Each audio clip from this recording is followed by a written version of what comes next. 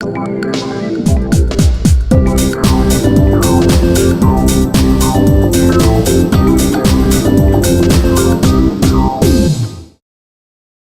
buenas tardes a todos. En nombre de la Sociedad Venezolana de Cirugía, queremos darles la bienvenida a esta cuarta actividad de educación continua en línea, que en esta oportunidad va a estar coordinada por la sección de cirugía bariátrica y metabólica, cuyo presidente es el doctor José Pestana, a quien le voy a dar la palabra para que presente al ponente y el tema que vamos a desarrollar en el transcurso de la tarde de hoy. Nuevamente, bienvenidos a todos y espero que sea de su agrado. José. Buenas tardes, saludos, ¿me escuchan?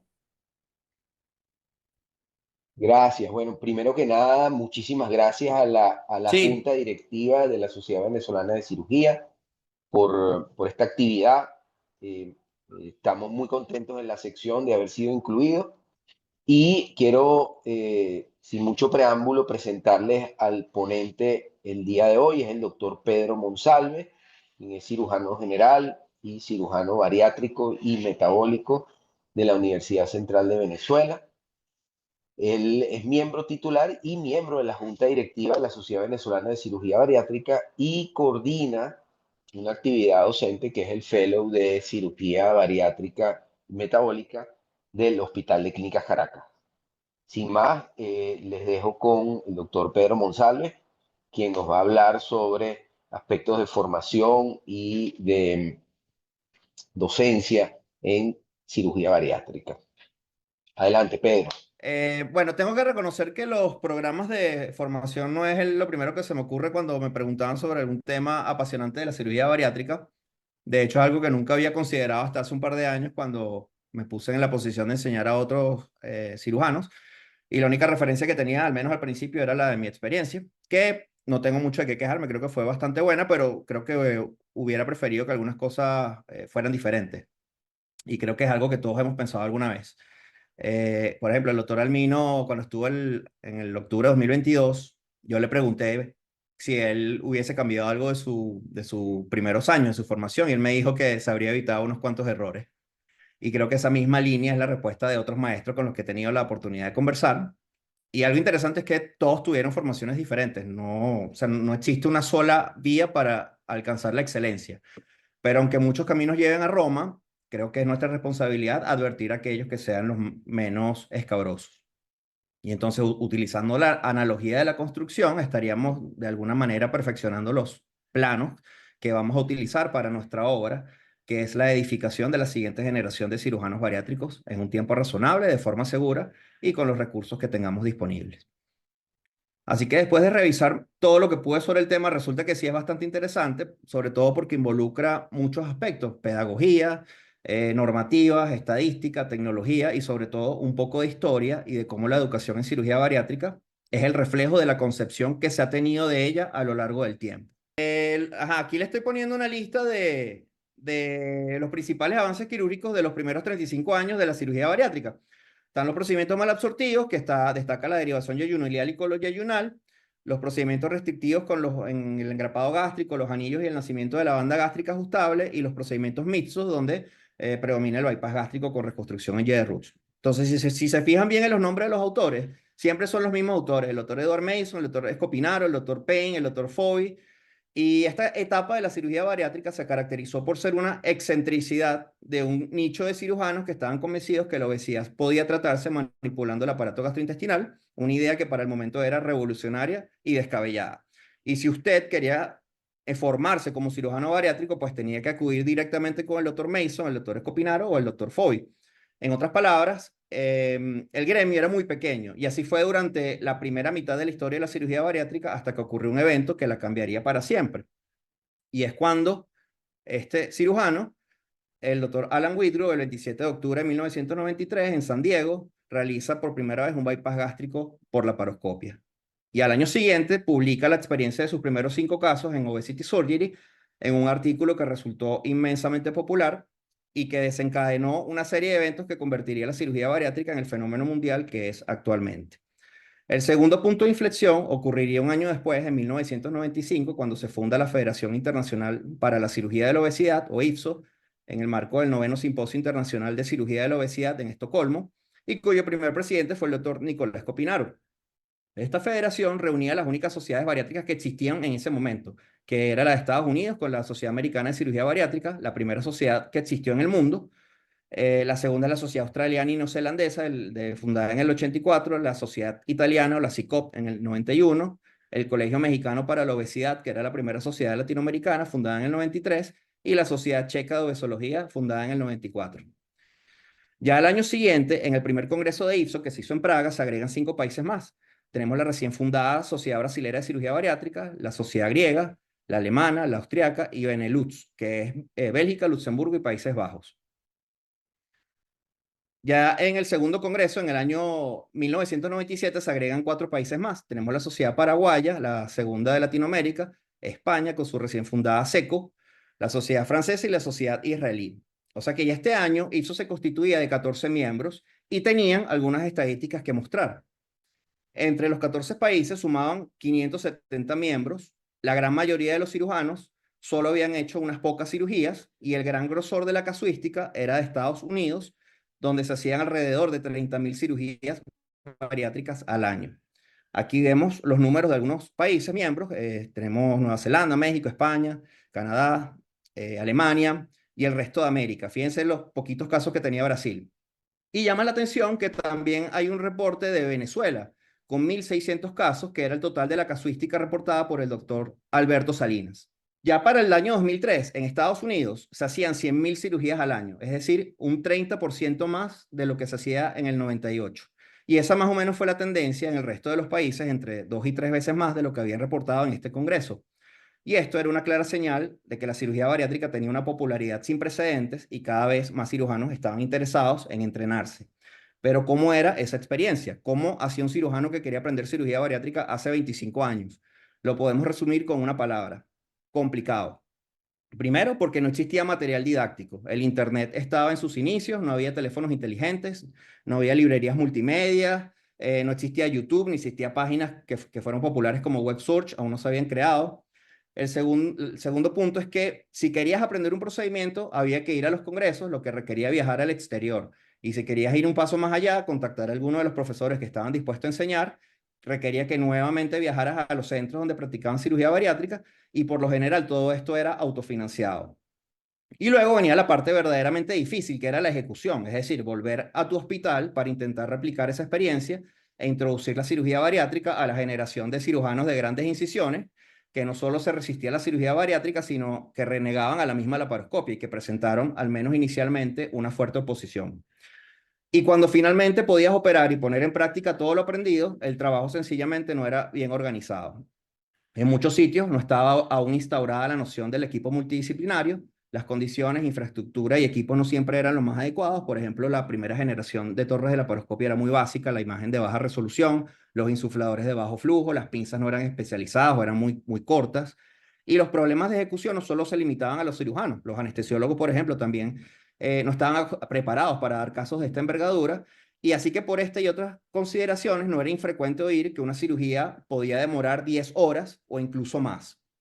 Entonces, podríamos resumir este periodo como un gran ensayo, lo cual no es del todo cuestionable si consideramos que se trataba de un territorio inexplorado para el momento, pero que igual generó problemas a corto y a mediano plazo.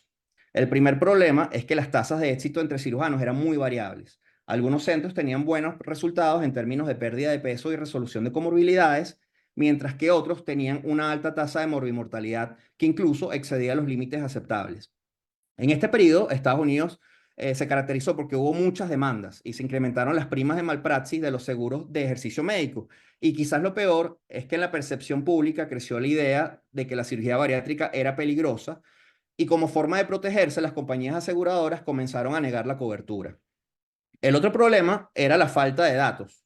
Se hacían múltiples técnicas y variaciones de la misma técnica, no existía un consenso de nada y por lo tanto no era posible comparar resultados entre diferentes grupos.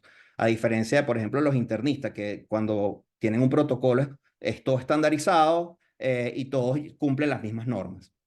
Y por supuesto que a las autoridades de la cirugía bariátrica no les pasó por alto esta situación. Y el mismo doctor Escopinaro lo comentó en un discurso presidencial cuando dice, y cito, parece que este tipo de procedimientos atrae a muchos cirujanos sin experiencia en nuestra disciplina, sin voluntad de adquirirla y sobre todo sin interés alguno en la obesidad y su tratamiento, simplemente por la novedad quirúrgica. Esta es, por supuesto, una muy mala actitud que no favorecerá la reputación de la cirugía de la obesidad y que debería ser controlada por las sociedades nacionales, pero ciertamente IPSO no puede ignorar el problema. Durante nuestras reuniones de los próximos días, el Consejo General preparará una declaración sobre los requisitos para calificar como cirujano de la obesidad y, en consecuencia, a quién se le debe permitir realizar la cirugía de la obesidad. Como ven, ya desde entonces había una preocupación por el intrusismo y las calificaciones que debería tener un cirujano bariátrico. IPSO abriría en unos pocos años el programa de Fellow IPSO, donde establecen los criterios para que un cirujano pueda recibir la certificación. Estos criterios son ser miembro de IPSO durante 3 años, lo cual implicaba que seas miembro de tu sociedad madre, tener una casuística certificada de al menos 25 casos como cirujano principal, cartas de recomendación de 2 miembros, haber acudido a un congreso mundial y haber hecho alguna actividad académica en los últimos 3 años en forma de presentación de trabajos en congreso. Por su parte, en Estados Unidos, ante el incremento exacerbado de las cirugías bariátricas y así como la alta tasa de complicaciones, llevó a que las aseguradoras buscaran lugares donde la cirugía les fuera más rentable y en conjunto lo catalogaron como los centros de excelencia. Y así tener una red a la cual referir a sus asegurados y solo cubrían la cirugía cuando se hacía en un centro de excelencia. Este término de centro de excelencia no era nada nuevo, ya tenía años aplicándose en otros campos como la oncología a través del Instituto Nacional de Cáncer. De igual forma, había centros de excelencia para trauma y para trasplante. Pero era un término principalmente usado por aseguradoras y con criterios que no siempre eran muy claros. Ya desde el año 2001 hubo intentos del Colegio Americano de Cirujanos con un programa similar de centros de excelencia para cirugías de todo tipo y que también incluía la bariátrica. Pero no es sino hasta el 2004 que la iniciativa gana tracción cuando la Sociedad Americana de Cirugía Bariátrica crea los centros de excelencia en cirugía bariátrica. Para calificar como un centro de excelencia, los hospitales y cirujanos debían cumplir ciertos criterios que en ese momento se pensaba que eran lo mínimo necesario para dar un entorno seguro para el paciente antes, durante y después de una cirugía bariátrica. Y se concentraban en regular 3 aspectos fundamentalmente. El primero era las instalaciones, que además de contar con servicios como laboratorio, radiología, terapia, múltiples especialidades, la infraestructura debía ser adecuada para pacientes obesos, desde los quirófanos con ciertas características, habitaciones con determinadas dimensiones, hasta en los baños, ascensores, dispositivos médicos como sillas de ruedas, camillas. Y en resumen, había una regulación muy estricta de muchos aspectos del recinto. El segundo elemento era el staff, que debía estar compuesto por un equipo multidisciplinario y cirujanos certificados con una práctica regular y con una cuota mínima de experiencia en la forma de número de casos, que ellos solicitaban 125 cirugías al año por institución y con al menos 2 cirujanos que realizaran 50 cirugías al año. Y el tercer punto era reportar todas las estadísticas para formar una gran base de datos nacional. Ya en el 2008, en Portugal, IPSO funda el Consejo Europeo de Acreditación, que se encargaría de designar centros de excelencia con criterios parecidos tanto en Europa como en Oriente Medio y en algunas partes de África. En marzo del 2012, el Colegio Americano de Cirujanos y la Sociedad Americana unifican sus programas y forman el MBSAQIP, que se traduce en Programa de Acreditación y Mejora de la Calidad de Cirugía Bariátrica y Metabólica. Y desde ese momento en adelante, los centros que cumplen los criterios ya no se designan centros de excelencia, sino simplemente acreditados en cirugía bariátrica. Y la acreditación aún requiere que los hospitales tengan recursos para garantizar un entorno seguro, pero abandona un poco la microgerencia de los centros de excelencia y hace más énfasis en la recolección de datos, permitiendo que los centros se autorregulen y eso se vería naturalmente reflejado en el reporte de mejores resultados.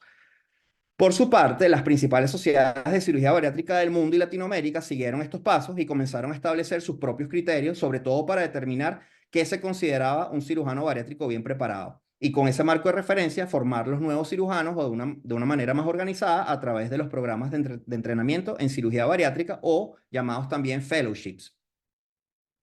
Esta figura no es ajena al entorno médico, los vemos en otras áreas como la cirugía oncológica, la mastología, las vías biliares, el trasplante, donde un médico con grado de especialidad realiza una formación adicional en un periodo que oscila entre 2 y 24 meses sobre un conocimiento y procedimiento específico. Los programas tuvieron una ola de efectos y demostraron ser muy importantes por varias razones. La primera es que hacen que el ejercicio de la cirugía sea más seguro. En los primeros 5 años de la instauración de los centros de excelencia hubo un descenso dramático de la mortalidad posoperatoria. Aunque hay argumentos que existen otras causas, como la adopción de la laparoscopia en esta época, que ya se hacía más del 90% del abordaje principal, y la posición predominante que tenía la banda gástrica, que como ustedes saben, una cirugía muy segura a los 30 días, no hay disecciones, no hay líneas de grapas ni anastomosis, pero independientemente de esto, es innegable que la cirugía bariátrica se volvió más segura que en cualquier otro momento de su historia. Asimismo, la tasa de complicaciones perioperatorias del bypass gástrico disminuyeron significativamente de un 14% en el 2004 a un 8% en el 2010. Otro dato interesante es la disminución de reingresos por la emergencia, que fue significativamente menor en los centros acreditados, y esto es un reflejo de la tasa de complicaciones tempranas, que es mucho menor. En cuanto a la seguridad de que un fellow entrene con pacientes, hay estudios que arrojan de todo un poco. Hubo un estudio de 408 pacientes operados entre fellows y adjuntos y consiguieron que el grupo de fellows siempre tuvo un mayor tiempo quirúrgico, en promedio 30 minutos más para las mangas y 1 hora más para el bypass, aunque sin diferencias significativas de morbimortalidad. En otro estudio sí se reportó una mayor tasa de complicaciones asociadas a este tiempo quirúrgico prolongado, como tromboembolismo pulmonar e infecciones de sitio quirúrgico, sobre todo para el bypass gástrico, sin diferencias significativas para la manga.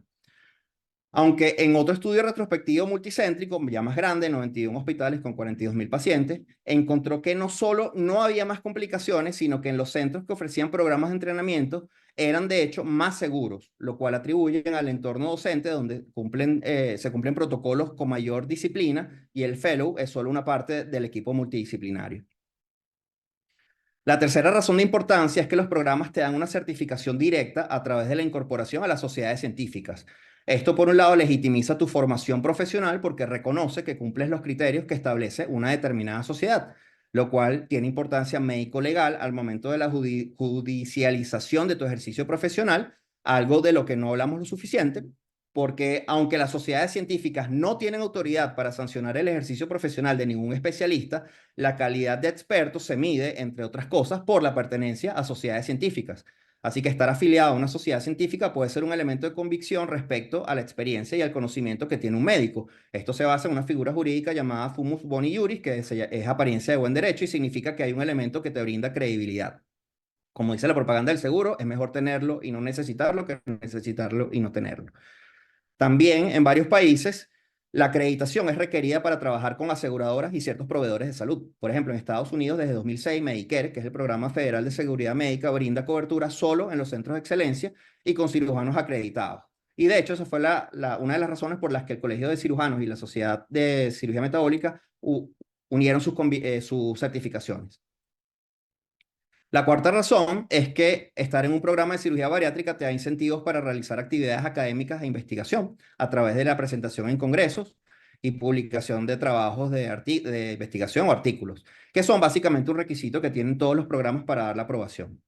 Y finalmente, pero no menos importante, en los programas puedes conocer a tus futuros colegas, a tus futuros compañeros. Eso te permite establecer una red de contactos que sin duda será útil en el desarrollo de tu carrera profesional. Porque al final, este sigue siendo un gremio relativamente pequeño donde todos nos conocemos. Bien, ya que sabemos entonces qué es un programa de cirugía bariátrica y por qué son importantes, vamos a ver en qué consisten. Hay tantos programas como sociedades de cirugía bariátrica y cada uno tiene sus particularidades, pero para esta presentación decidí basarme en el de la Sociedad Americana de Cirugía Bariátrica por 2 razones. La primera es que es el programa original, fue el primero que se creó y el que todos los demás usan como referencia. Y la segunda es que es uno de los pocos programas que está disponible a través de la página de la sociedad para que cualquiera que esté interesado lo pueda revisar. Este programa se divide en 2 grandes componentes. Tenemos un componente cognitivo que contiene todo el material académico y teórico y un componente práctico que engloba las actividades clínicas y quirúrgicas. En el componente cognitivo, primero tenemos el elemento de conocimiento médico que viene dado por un temario que ya vamos a desglosar. Después tenemos el conocimiento técnico, o también le dicen el instrumental, y está relacionado con el manejo de equipos, la torre de laparoscopia, pinzas, fuentes de energía, autosuturadoras y dispositivos de grabación y en general cualquier avance tecnológico asociado a la cirugía bariátrica.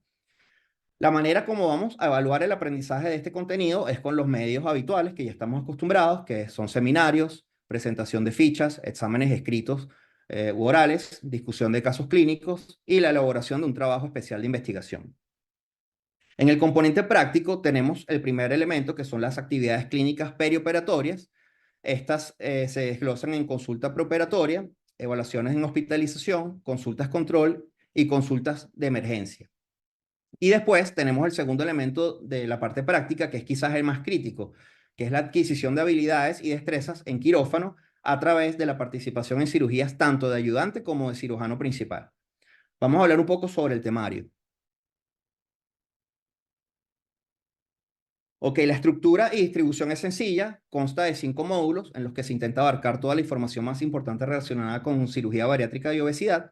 Veamos el primer módulo, cuyo objetivo es entender la enfermedad que estamos tratando y su impacto en diferentes ámbitos y comprender el origen de la cirugía bariátrica, sus fundamentos y cómo ha evolucionado. El segundo módulo se enfoca en los principales procedimientos que se están practicando actualmente, manga, bypass, derivación biliopancreática, pero fíjese también que la banda gástrica sigue presente porque aún representa un porcentaje importante de las cirugías que se hacen en Estados Unidos. También está ya en consideración el bypass gástrico de una anastomosis y la cirugía revisional por reganancia de peso, así como otros procedimientos nuevos como el SADI, la bipartición intestinal y terapias endoscópicas. El tercer módulo trata sobre las indicaciones para la cirugía, toda la preparación preoperatoria y el cuidado postoperatorio, considerando las complicaciones más frecuentes, su identificación y manejo. El cuarto módulo es el análisis de los resultados metabólicos que tiene la cirugía sobre las principales comorbilidades como la hipertensión, diabetes mellitus tipo 2, dislipidemia, hígado graso y reflujo gastroesofágico. Y el último módulo es la discusión de la cirugía bariátrica en situaciones especiales como alteraciones anatómicas, problemas hepatobiliares, edades extremas, hernias de pared, embarazo, trastornos autoinmunes. Y como ven, es un temario que intenta ser lo más integral y adaptarse a los nuevos avances en la materia. Ahora, en la parte práctica, para las actividades fuera de quirófano, que es consulta y hospitalización, el programa te exige cumplir con las siguientes metas: 50 evaluaciones preoperatorias, 100 encuentros postoperatorios durante la hospitalización y 100 evaluaciones postoperatorias como consultas control. Estas actividades, que ya para el nivel que tienen deberían realizar todos los fellows, pueden ser objetivamente evaluadas a través de la revisión de historias médicas, las evoluciones, las indicaciones, además de observar directamente cómo es el trato con los pacientes. Pero sin duda, el mayor reto de cualquier programa de cirugía bariátrica es el quirófano. La Sociedad Americana de Cirugía Bariátrica requiere una cuota mínima para dar la aprobación: participar en 100 cirugías bariátricas, de las cuales un 51% debe ser como cirujano principal, y entre estas cirugías haber realizado 10 procedimientos restrictivos y 5 revisiones. Otros programas, como el de la Sociedad Española, requieren una casuística mínima de 50 casos, con al menos 5 que tengan algún componente malabsortivo. También otras sociedades como la chilena, la mexicana, han seguido estos pasos con criterios similares, y estos objetivos pueden ser problemáticos por dos razones. La primera es que yo no sé ustedes, pero si yo dejo que mis fellows operen 50 casos, entonces yo no opero nada. Y ese no es un escenario exclusivo de países como el nuestro. También ocurre en diferentes programas latinoamericanos e incluso en Estados Unidos, donde la casuística real no se compagina con los criterios exigidos por la sociedad. Y la segunda razón es la responsabilidad de aprender sobre un paciente, que en otra época los cirujanos adquirían y desarrollaban las destrezas en el quirófano sobre la marcha. Como un compañero una vez me confesó que él nunca había hecho caja negra, sino caja roja. Y se imaginarán que no solo representa un potencial problema médico-legal, sino una gran ineficiencia del tiempo quirúrgico. Entonces, actualmente se considera que la adquisición de destrezas es multifactorial, y si bien es cierto que la experiencia de estar operando un paciente es irreemplazable, también es verdad que hay habilidades básicas que se pueden entrenar a través de otros recursos que son menos costosos, que no representen riesgo para el paciente y que no desperdicien el tiempo quirúrgico con ineficiencias técnicas. ¿De cuáles recursos estaríamos hablando? Tenemos el primero, que es la simulación, que es la caja negra o el endotrainer. En su forma más básica viene con estas piecitas para hacer ejercicios simples asociados con determinadas destrezas, y en formas más sofisticadas, como modelos digitales o incluso realidad virtual, que brinda una experiencia más inmersiva, con la ventaja de incorporar también otras tecnologías como inteligencia artificial. Aunque no es algo que esté disponible ampliamente, y todos estos simuladores digitales son muy costosos. Pero cualquiera sea su presentación, la simulación sirve básicamente para entrenar 3 habilidades: ergonomía, que es decir, aprender a agarrar las pinzas, tener una adecuada postura, saber cómo colocarlas y posicionarlas; orientación, que es ubicar las pinzas dentro de la cavidad, habituarse a la percepción de profundidad, entender cómo se usa la cámara angulada, ver desde abajo, desde arriba, ver desde los lados; y la coordinación motora, que es entender el funcionamiento de las pinzas, los principales movimientos de las manos, que es tracción, prensión y contratracción, y trabajar la independencia entre la mano derecha y la mano izquierda. Con cada ejercicio podemos trabajar un poco las tres habilidades. Algunos de los ejercicios más usados son la transferencia simple de objetos con una mano, la transferencia simple con dos manos, la transferencia doble en múltiples direcciones, tracción y contratracción con ligas, los ejercicios de corte y la sutura intracorpórea. Este modelo puede mejorarse aún si agregamos piezas ex vivo, como el intestino de cerdo, para hacer una anastomosis yeyunal o la disección de la pechuga de pollo, o uno que yo utilicé bastante, que era la sobresutura de los remanentes de la manga gástrica.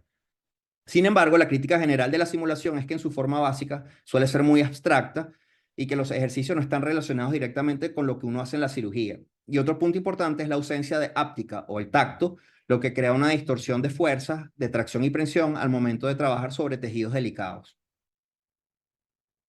El otro recurso que tenemos es el entrenamiento en cadáveres, que es utilizado generalmente para cirugías abiertas y muy poco para la laparoscopia, ya que los tejidos están muy rígidos por el embalsamamiento con formol. Sin embargo, en este campo han habido importantes avances y hay una técnica moderna que se llama el método de Thiel, que consiste en una mezcla de agua, alcoholes y sales en una solución que desnaturaliza las proteínas y suaviza los tejidos, los mantiene con una textura, color y apariencia muy parecida a la fisiológica.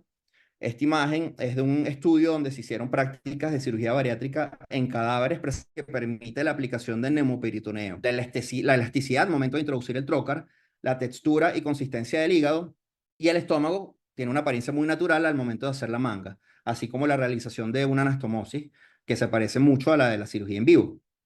En relación al aspecto legal de estos modelos, el uso de cadáveres para fines académicos está contemplado en el Código Civil venezolano, en la Ley sobre Donación, trasplante de órganos, tejidos y células en seres humanos, y en el Código de Deontología Médica, en el artículo 72, numeral 10. Sin embargo, el principal problema en este aspecto es la escasa disponibilidad de cadáveres para la práctica, ya que se deben obtener exclusivamente a través de un proceso de donación que es bastante complejo, y eso sin tomar en cuenta los costos de infraestructura y preservación. Con todo y esto, algunos cirujanos afirman que este es el recurso, el gol estándar para el entrenamiento quirúrgico, porque brinda la máxima representación anatómica. El otro recurso que tenemos es el modelo en animales, que es un excelente medio para aprender y desarrollar técnicas de cirugía bariátrica y entender la fisiología. De hecho, muchos de los avances de la comprensión de los efectos del bypass gástrico es el resultado del trabajo sobre ratas, particularmente las Gotokakisaki, que a pesar de su tamaño tienen una anatomía gastrointestinal bastante parecida a la del ser humano, aunque evidentemente es inviable para aprender la laparoscopia. Así que para aprender a operar cirugía bariátrica, el cerdo es el mejor animal por su tamaño y porque nos permite hacer la técnica por laparoscopia. Sin embargo, hay algunas consideraciones anatómicas. Una de ellas es que el estómago es bastante grande, sobre todo a predominio del fundus gástrico y cardias. Además, el del fundus protruye un saco adicional que agrega aún más volumen y que en conjunto puede llegar a 6 8 litros dependiendo del espécimen. Otro detalle es que el duodeno es intraperitoneal, es decir, no hay ligamento de Treitz, que habitualmente usamos de referencia para medir el asa biliopancreática. El colon es casi el mismo calibre que el intestino delgado, tiene un recorrido como espiral y el ciego está hacia el lado izquierdo del animal y sin apéndice secal. Y otro detalle ya estructural de los tejidos es que el intestino es muy frágil y las anastomosis suelen filtrar, por lo que no es el mejor modelo para supervivencia. ¿Cómo podemos saber si un fellow, ya una vez un amigo que es futbolista me dijo que él con solo ver cómo trotaba a alguien, él ya sabía si sabía jugar o no? Y creo que algo similar nos pasa a nosotros los cirujanos cuando vemos cómo alguien toma las pinzas y con algunos movimientos podemos decir si sabe operar o no. Así como esta imagen es difícil de explicar, pero cuando lo vemos, lo sabemos. Pero tenemos que ser imparciales y necesitamos objetivizar nuestros hallazgos y para esto se han propuesto varios modelos como el del entrenamiento por adquisición de competencias, que no es nuevo, de hecho tiene ya alrededor de unos 12 años aplicándose en programas quirúrgicos y consiste en desglosar el entrenamiento en etapas y cada etapa tiene una serie de tareas que el estudiante debe superar. Y para poder evaluarlos utilizamos una herramienta llamada la Actividad Profesional de Confianza o APC, que es un concepto propuesto por un doctor neerlandés, Ole Ten se llama, que es el que está en la vanguardia sobre este tema. Y él la define como una unidad práctica profesional que se le puede confiar sin supervisión al aprendiz, una vez que haya demostrado que tiene competencia. Ya se los voy a explicar mejor con un ejemplo. Supongamos que queremos entrenar al fellow en sutura intracorpórea. Este entrenamiento lo podemos desglosar en 3 tareas básicas que son montar y orientar la aguja, pasar los puntos a través del tejido y anudar. Cada una de las tareas las vamos a evaluar con una escala de 5 niveles que es el APC, donde 1 es la falla absoluta, 3 es la realización de la tarea con retraso, de forma que aún requiere que el adjunto participe, 4 es hacer la tarea de forma independiente y 5 es un desempeño impecable, excelente. Para poder aprobar, el alumno necesita por lo menos llegar al cuarto nivel. Y así lo vamos a aplicar para todas las tareas. Las puse en orden secuencial, pero no tiene que ser necesariamente así. Por ejemplo, un estudiante puede ser muy bueno anudando, pero tener dificultad para pasar los puntos, pues esta sería la última tarea que él llegue a dominar. Lo importante es que cada tarea sea aprobada consistentemente y en múltiples ocasiones para que tengamos la confianza de aprobarlo y así poder pasar al siguiente entrenamiento. Ahora, si combinamos el modelo de entrenamiento por adquisición de competencia con los recursos que ya habíamos hablado, tenemos un camino ideal para adquirir las destrezas quirúrgicas. Comenzamos en la base con los modelos de simulación inanimada, donde el estudiante dominará los elementos básicos de la paroscopia, especialmente la orientación, la coordinación motora. Aquí al lado les puse la dificultad en estrellas, las consideraciones éticas legales, que en este nivel son nulas, y el costo, que a excepción de los simuladores digitales, es muy bajo. En el siguiente nivel ya estaríamos trabajando con modelos anatómicos complejos o ex vivo, donde el estudiante puede mejorar su percepción sobre los tejidos, practicar algunas otras habilidades como el uso de autosuturadoras, la sutura intracorpórea sobre un estómago o intestino. Tiene un nivel mayor de dificultad y no tiene implicaciones éticas y el costo sigue siendo bastante razonable. El tercer nivel, para aquellos sitios que pueden ofrecerlo, es la cirugía en cadáveres, donde puedes tener la experiencia de una cirugía con la mejor representación anatómica, trabajar en disección de vísceras y en teoría es posible hacer todo un procedimiento completo. El aspecto legal es un poco más complejo, además de la dificultad de las donaciones, es costoso, pero las técnicas que se pueden aprender son mucho más avanzadas. El cuarto nivel es la cirugía en cerdos, cuya principal fortaleza es la disección con hemostasia, ya por primera vez en práctica, y también la aparición de otro elemento muy importante que es la conciencia situacional, es decir, operar un ser vivo, estar al tanto de sus signos vitales, tener límites de tiempo y tomar decisiones sobre la marcha. Así que por lo general, este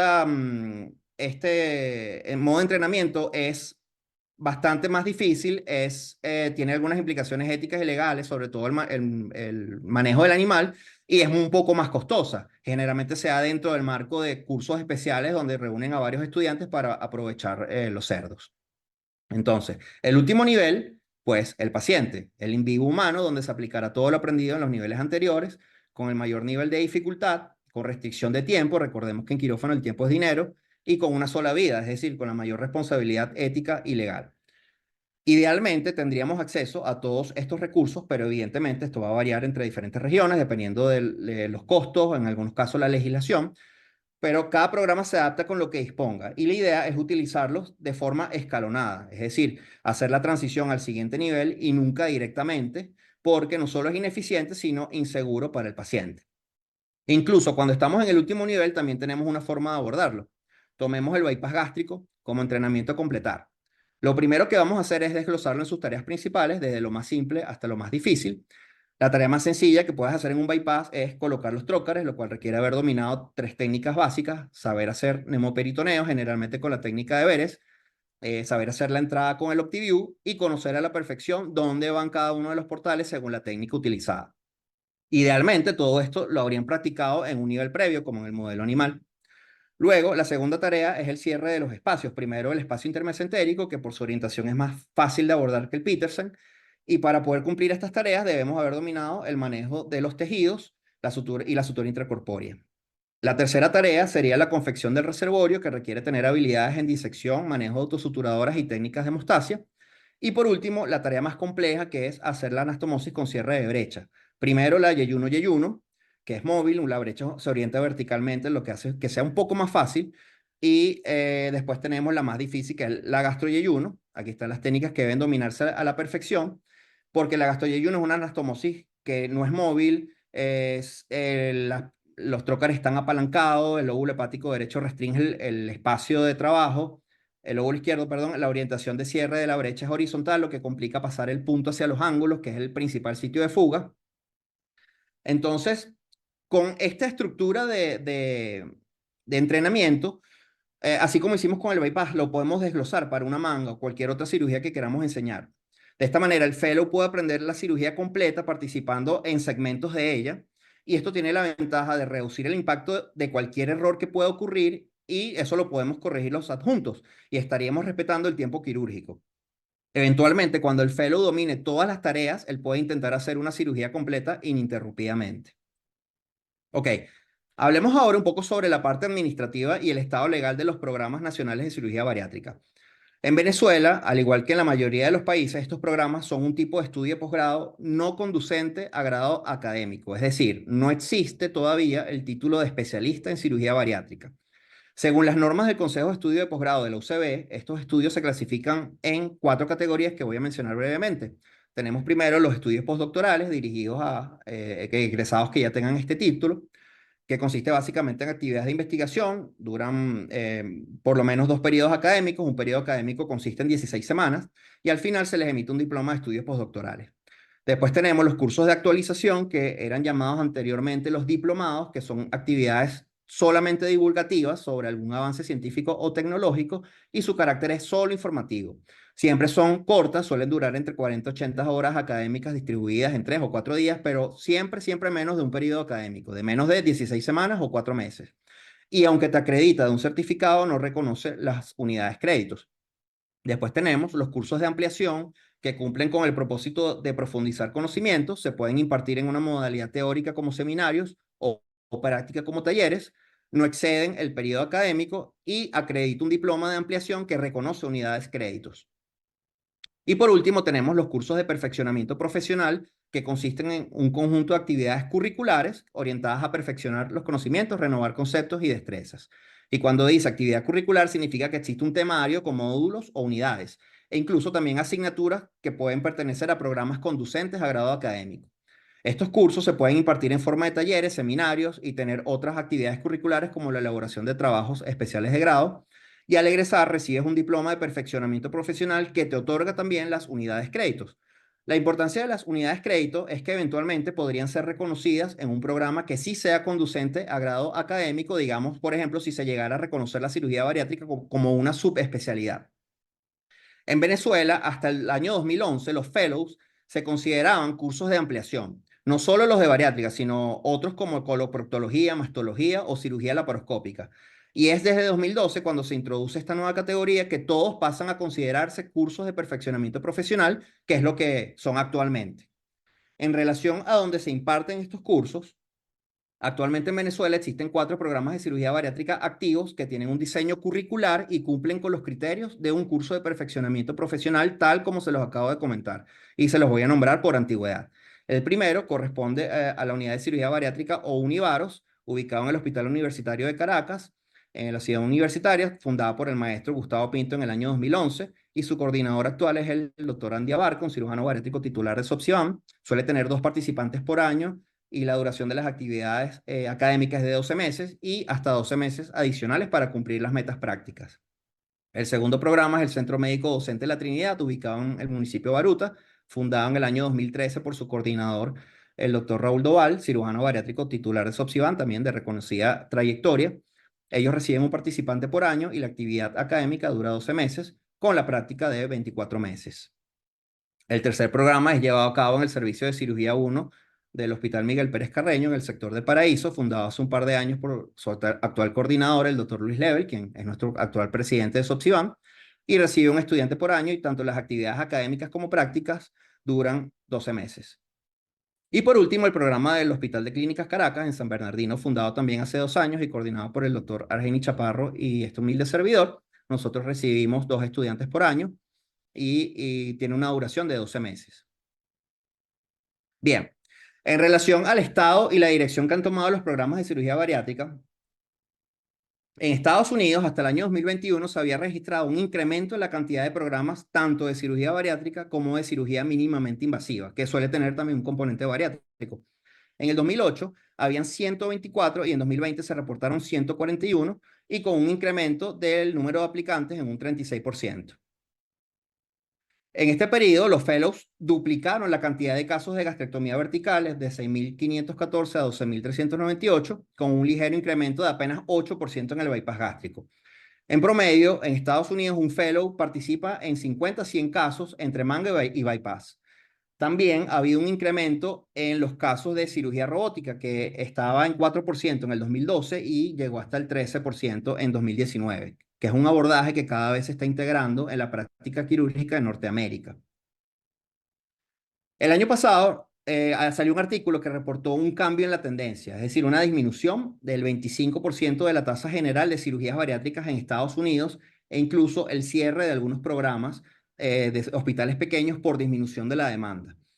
Aunque no existe una asociación definitiva, los autores plantean que puede ser debido al surgimiento de tratamientos endoscópicos y farmacológicos alternativos a la cirugía bariátrica. Terapias como el balón intragástrico digerible o los análogos de receptores LP1, que ya tienen un par de años aplicándose y con diferentes resultados. Sin embargo, aún con todos esos tratamientos disponibles, la obesidad no solo sigue igual, sino que se ha incrementado. En Estados Unidos supera el 40%, también lo observamos en Sudamérica, en Brasil 19.8% y Venezuela hasta el año 2022 23.4%. Eso significa que tenemos por lo menos 6 millones de personas obesas y si somos muy conservadores y estimamos que solo el 0.5 de esa población tiene indicación para la cirugía, nos daría unos 30.000 casos potenciales. Alguien estos días me preguntó si yo no estaba preocupado por formar más competidores en un mercado que al parecer está totalmente saturado, lo cual obliga a plantearse la siguiente pregunta. ¿Realmente somos demasiados cirujanos bariátricos? En Sopsivan, según lo que me contó la doctora Alicia Reyes, somos 170 cirujanos registrados. Y según estos números, cada uno debería estar operando por lo menos 150 casos al año y sabemos que no es el caso. Entonces, tenemos los cirujanos, tenemos los pacientes, pero las cirugías no están ocurriendo. ¿Por qué? Bueno, esa es una pregunta que quiero dejarles abierta para que la discutamos.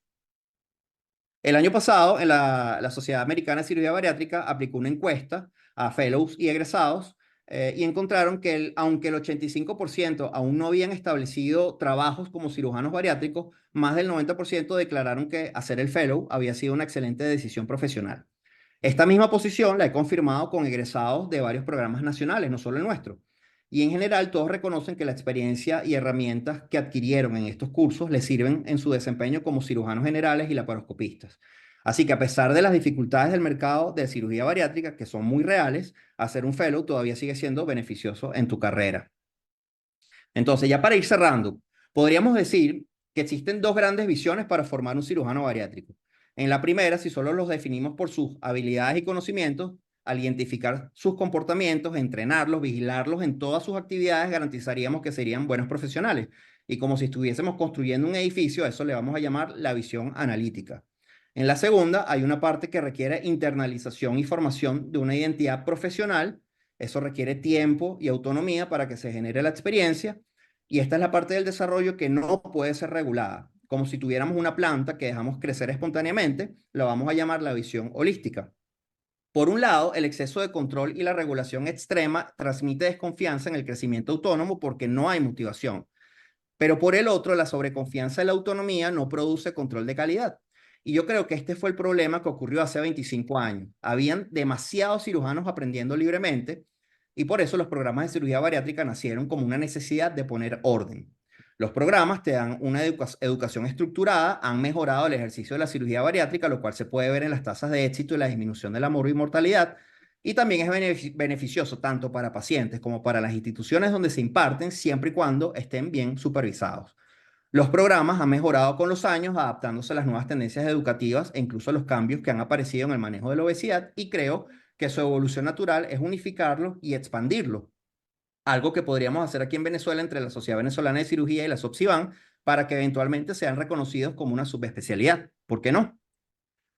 Pero por los momentos, la meta de un programa de cirugía bariátrica, al menos para mí, no es egresar un cirujano que haya operado 100 o 50 casos, sino un cirujano en el que confiemos en sus conocimientos, destrezas clínicas y sus habilidades quirúrgicas para que salga al entorno laboral y se termine de desarrollar. Yo creo que este abordaje reconcilia las dos visiones porque un programa te da un marco de trabajo, te da herramientas y siguiendo la analogía de esta presentación te puede construir hasta cierto punto, pero la autonomía sigue siendo necesaria ya que hay hitos de la formación que ningún programa te puede dar, como asumir la responsabilidad total y directa con un paciente que sabe que tú eres su cirujano, generar confianza a medida que vas haciendo las cirugías más complejas, mejorar tu capacidad de improvisación. Y aunque no hablemos mucho de esto, experimentar la frustración y el fracaso de las complicaciones, ser capaz de superarlo y continuar con mayor prudencia y humildad. Que lo que les acabo de relatar es básicamente el Dunning-Kruger, pero son lecciones que solo las puede aprender el fellow con el tiempo y con la experiencia, o como decimos coloquialmente, patear la calle. Aquí les dejo el enlace donde están los archivos que usé de referencia. Gracias por su atención y buenas noches. Muchísimas gracias, te felicito por tu brillante exposición. Gracias. Como cuando presentamos los trabajos en la universidad, te doy mención honorífica y mención publicación. Es decir, te invito a que conviertas este trabajo en un papel, lo lleves a blanco y negro y lo publiques.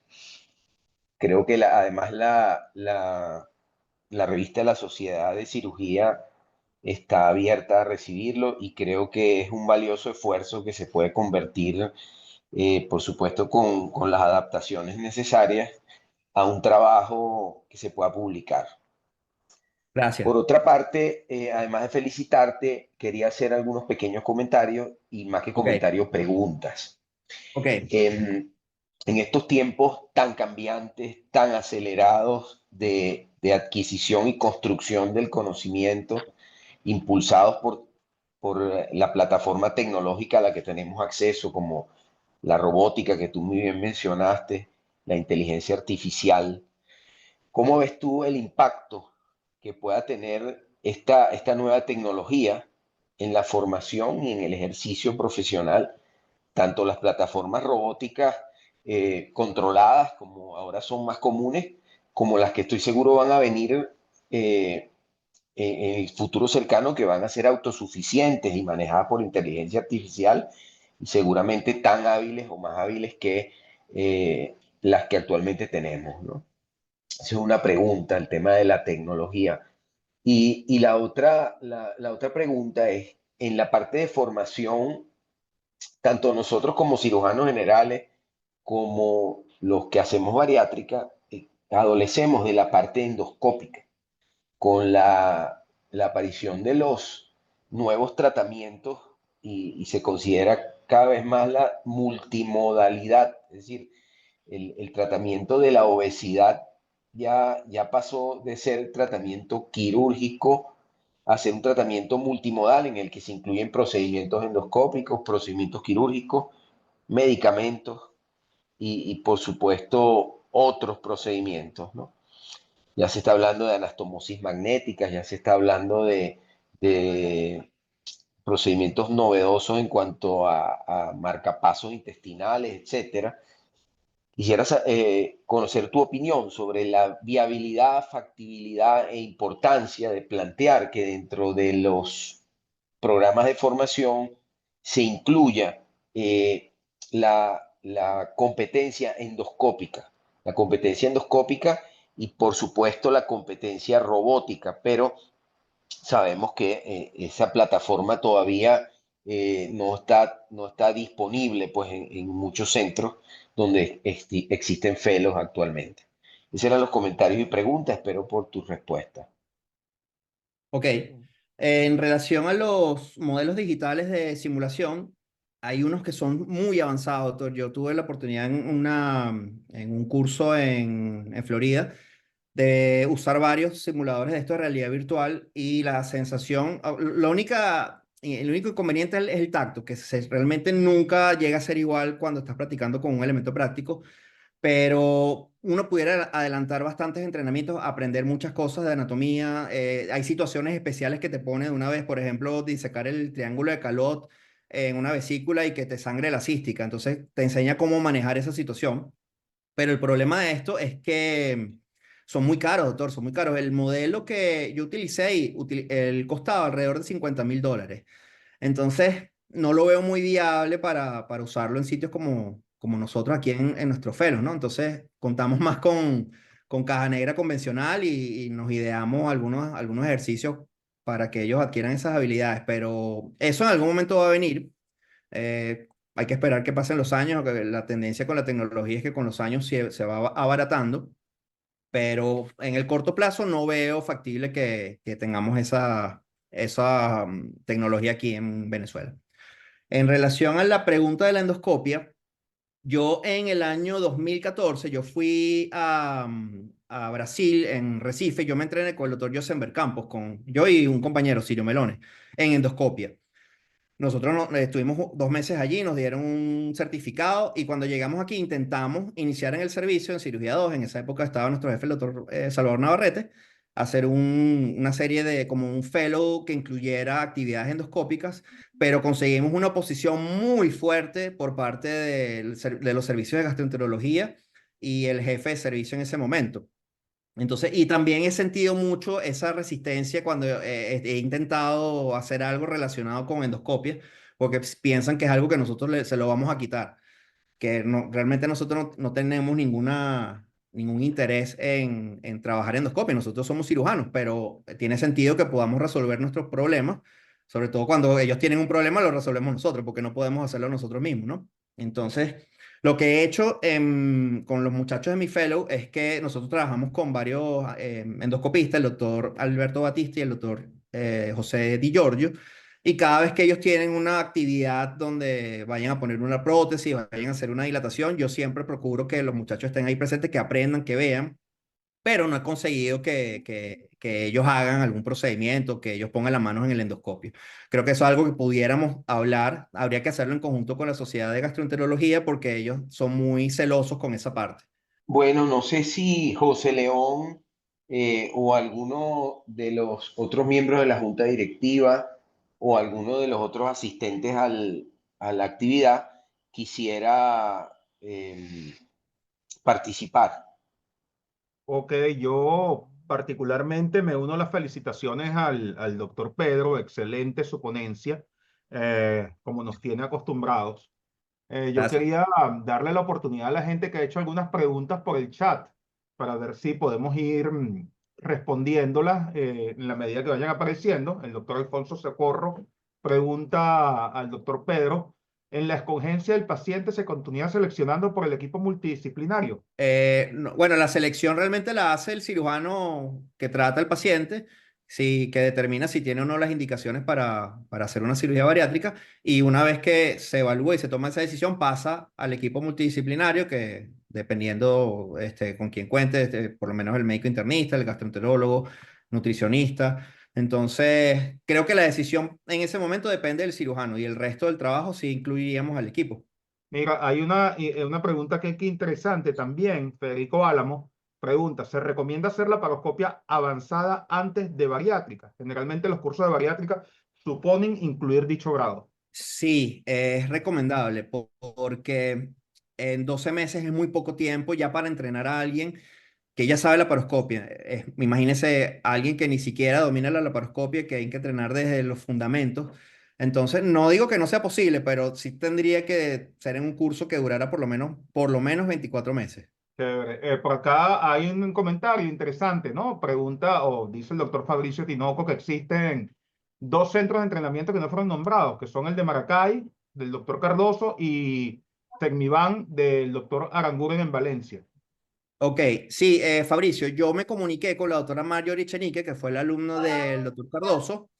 Y ella me dice que en el momento que el doctor falleció, ese programa no se continuó, ¿ok? Que ellos tienen la idea de retomarlo, pero que todavía actualmente está inactivo. En relación al otro programa, yo me comuniqué con el doctor Aranguren, que no se encuentra en el país, para preguntarle precisamente. Yo tenía entendido que era un programa que estaba avalado por la Universidad de Carabobo, pero él me dijo, y tengo los mensajes aquí, que actualmente el programa no estaba funcionando. Me dijo que no estaba activo. Entonces quedó la duda. Yo estaba llamando a todos los lugares donde yo escuché que se daban un fellow o que estaban entrenando gente. Yo estoy buscándolo porque la idea de Sopsivan es reunirlos a todos para organizarlos. Ah, buenísimo, chévere. Estas charlas y estas conferencias de verdad que son muy interesantes porque permiten que compartan experiencias y esa es una de las razones por las cuales quería hablar con ustedes. Aparte, por supuesto, de felicitar al doctor Monsalve y de acuerdo con la excelente conferencia que ha presentado. Quería comentarles las experiencias de nosotros en los programas educativos de la Trinidad, sobre todo los programas quirúrgicos. Como el doctor Monsalve bien mencionó, la cirugía laparoscópica hoy en día permite que la simulación se haga de una manera más fácil. Pero el problema está en, como él bien lo dijo, el recurso financiero. Nosotros en la Trinidad, tanto por la parte de coloproctología como la parte de cirugía general, hemos tratado de establecer modelos de simulación, pero para llegar a modelos de simulación de calidad se necesita el dinero. Y el dinero no lo tenemos nosotros, ni los médicos, ni muchas veces las instituciones que están involucradas en la docencia. El dinero hay que buscarlo a través de las donaciones. Y además, la otra experiencia que quiero compartir es que las donaciones se deben dejar en personas especializadas para eso. Hay personas que se especializan en conseguir las donaciones y ese es el objetivo que nosotros debemos buscar. De manera que lo que quiero decir es que si queremos avanzar con nuestros programas de educación, debemos buscar recursos financieros y si queremos buscar recursos financieros, debemos buscar alguien que nos ayude, porque el tiempo no nos alcanza. Ajá, por acá creo que te preguntan, Pedro, ¿cuántas cirugías bariátricas para poder dar el visto bueno de estar capacitado? Según Sopsivan, que está en la página de la sociedad, ellos solicitamos un mínimo de 50 casos como cirujano principal. Nosotros no hacemos la distinción de si deben ser malabsortivos o restrictivos, pero más o menos esa es la línea de pensamiento que tienen otras sociedades, como la chilena, la mexicana, y si se dan cuenta es como inspirado de la Sociedad Americana de Cirugía Bariátrica. Entonces, yo diría que entre 50 y 100 casos es lo mínimo necesario como para llegar al nivel de competencia. Sí, bueno, nuevamente agradecer a todos la presencia, la participación. Tuvimos alrededor de 40 participantes. En algún momento yo estuve monitoreando la participación. Me pareció muy importante, me parece muy interesante. Nuevamente felicito a Pedro por su conferencia y bueno, creo que podemos dar por concluida la actividad. Muy complacido de haber tenido este intercambio hoy de información y bueno, invito a Pedro a que convierta esto en blanco y negro para que aparezca en la revista de la sociedad. Doctor Luis Level, quien es presidente de la Sociedad Venezolana de Cirugía Bariátrica y Metabólica, SOPSIVAN, le queremos dar la palabra. Él quería dirigirse al público participante y bueno, sin más preámbulos, el doctor Level tiene la palabra, puede hacer uso de los micrófonos. Bienvenido. Bueno, buenas noches a todos. Voy a unirme a las felicitaciones de todos por la brillante presentación del doctor Pedro Monsalve, quien es miembro de la Junta Directiva. Y quiero comenzar mi breve intervención agradeciendo infinitamente a nuestra sociedad madre, la Sociedad Venezolana de Cirugía, por permitirnos la oportunidad de participar en este webinar. Hoy yo siento a la Sociedad Venezolana de Cirugía más que como nuestra sociedad madre, como una hermana mayor. Nos estamos aproximando cada vez más ambas sociedades y quiero agradecer muchísimo sobre todo a la Junta Directiva de la Sociedad Venezolana de Cirugía, en la persona de la doctora Elia Guevara y los demás miembros de la Junta Directiva, por la oportunidad de haber presentado este tema que para nosotros es tremendamente importante y es muy sensible en nuestra propia sociedad, y es la formación de los nuevos cirujanos bariátricos. Nosotros hemos en los últimos años preparado cursos básicos de cirugía bariátrica y los hemos llevado por todo el país para enseñarle a la gente lo importante, a los cirujanos jóvenes, a las nuevas generaciones, para enseñarles lo importante que es prepararse académicamente en un curso de ampliación, un curso de perfeccionamiento para hacer cirugía bariátrica. Y más allá de eso, es que después de haber hecho este tipo de entrenamiento, continuar con un acompañamiento con cirujanos de experiencia mientras se va haciendo la curva del aprendizaje, que en cirugía bariátrica es bastante larga.